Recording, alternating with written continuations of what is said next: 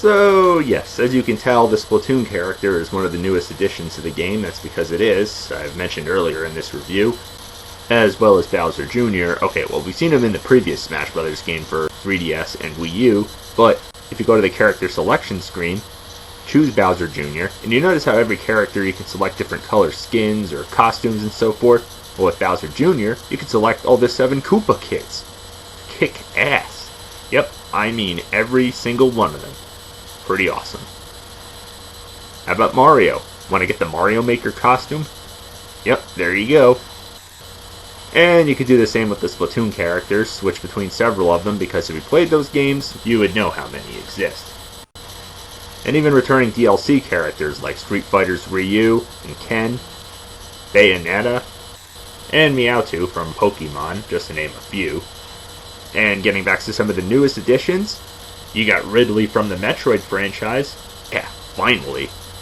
Isabelle from Animal Crossing. Okay, not a huge fan of that game, but that's fine. King K. Rool from the Donkey Kong Country series. Oh yeah.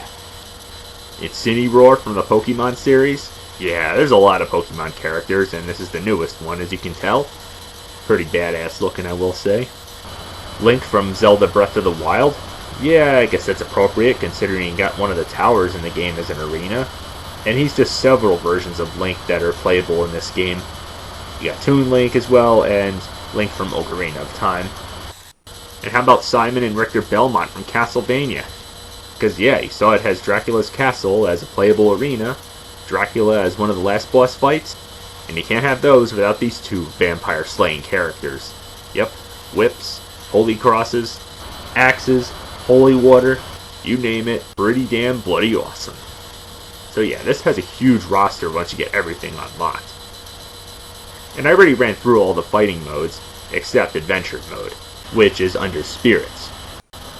Yeah, there's a thing called Spirits in this huge map, which, well, okay, it's not a side-scrolling adventure like Super Smash Bros. Brawl, which I did enjoy to a point, but it went on way too long, especially when you get to the last level. That was ridiculously over-lengthy. And while that one did have a big map, that's what this is too as well. And, well, again, just like that one, you get a cutscene, which thankfully you can skip. And instead of choosing between several characters, you start out as Kirby. All the other characters are locked, and you have to unlock them. They're being held captive in several different sections of the map. Yeah, this map is huge, so gotta know your way around, fight your way through various levels, which are basically just matches against random characters, and each one most of the time has their own party. Yeah, this is basically like their little assist thing, and you can have one too as well, and you gather up spirit points. Yeah, I guess this is why it's under the Spirit option, because this is what you do to rank all those characters up. This is what you make your party up. You get a whole bunch of them, and let me tell you, these little Easter eggs that they throw in here, man, it's a nice little treat for any gamer that pretty much played any, not only Nintendo games, but Capcom games, anything, because obviously, you know, Smash Brothers is beyond only Nintendo characters. Yep, it's tons of third-party support thrown in here. From any protagonist, villain characters, anything in here. And you obviously rank them up and make them more powerful. You have several of them, which some give a lot much more quicker, and then there's others, which one gives you less, and another one gives you even more less. And as well as ranking your own character up, and buying all sorts of upgrades for them in the skill tree. Yeah, nothing out of the ordinary if you played pretty much any game with gaining XP points. It's definitely helpful for winning any fight to give you strength, shielding power, weapon power, resistance to anything like fire, acid, you name it. Just gotta gain those XP points. Hell, you can even buy them if you go to a certain shop, whatever's available, that is. There are certain obstacles and contraptions you have to make your way through, which some of them do require specific character spirits. And just to name a few, like getting through these rocks, you have to use the Bomberman spirit to bomb them. Crossing these broken bridges, you have to use these character spirits to fix them. Getting around this F-Zero racetrack, you have to unlock the character named Pico, who is the only one who can manage to drive a vehicle around. Sweet. Then there's others that don't require character spirits, just, well, a bit of problem solving, navigating through the map, and, well, making your way through and beating levels. Like taking down this electric fence. Gotta go inside the power plant generator and disable it. taking down this white fence, go into the city and push the switch to open it up. Navigating your way through these switch blocks inside of Bowser's castle level. Yep, gotta make your way across the lava somehow. Taking down these shields and barriers and mists and all sorts of stuff, and unlocking different parts of the map that I swear will keep you busy for quite a while, I should say.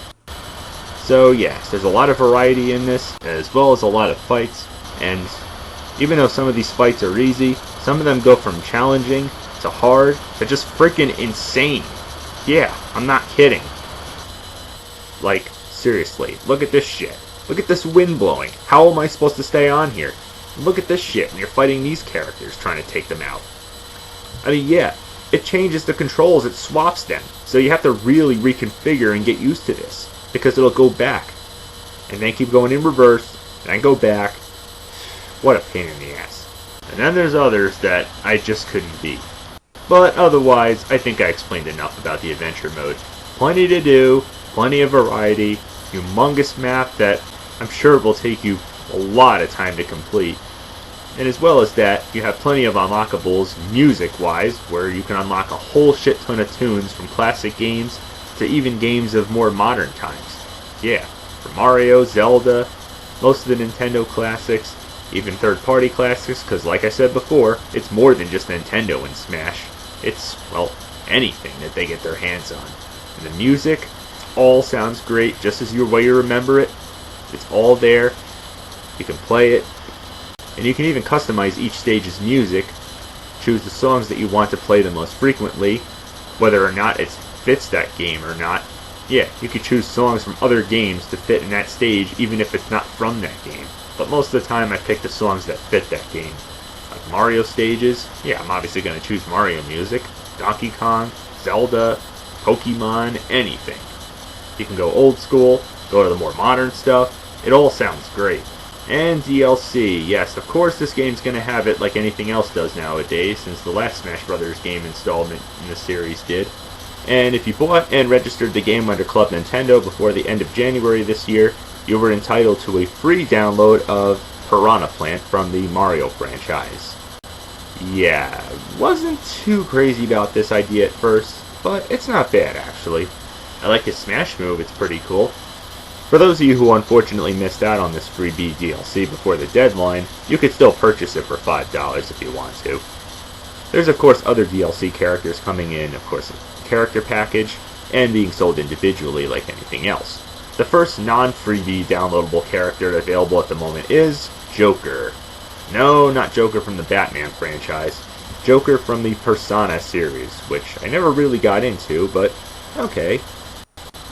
You have other ones yet to come, like Hero from the Dragon Quest series. Not bad. And just recently announced upcoming, from the classic N64 title, Banjo-Kazooie. Yeah, even though of course Nintendo no longer has their partnership with Rare, considering this is a Rare published title, they managed to get their hands on this character and put it in here as a playable one. And, well, so far that's it as of this moment, and I'm sure there's more yet to come.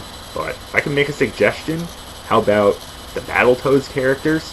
Yeah, since now that's a Rare title, I know that would be tricky, but hey, if I can get Banjo-Kazooie, why not these characters, you know?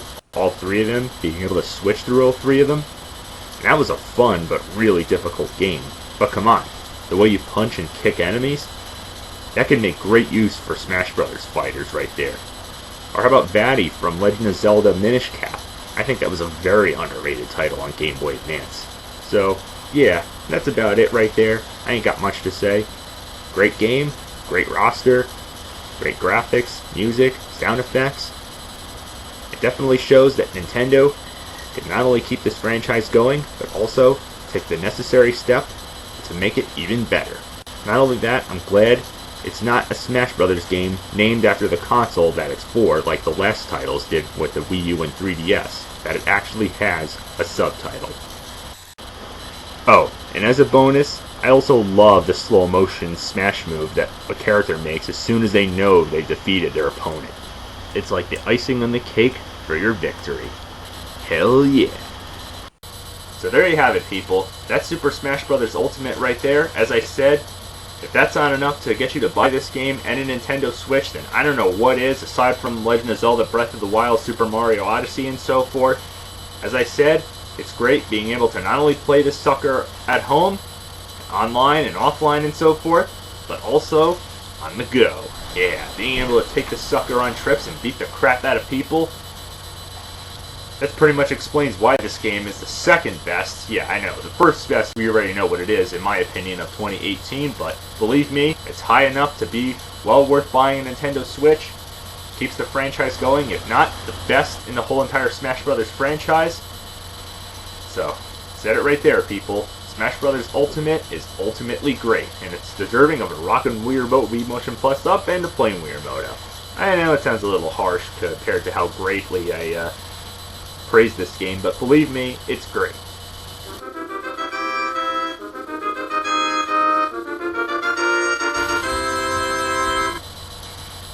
So, until next time. Ooh, Smash Ball. I wonder if it's real or fake. Only one way to find out. Hopefully it gives me some awesome powers, right?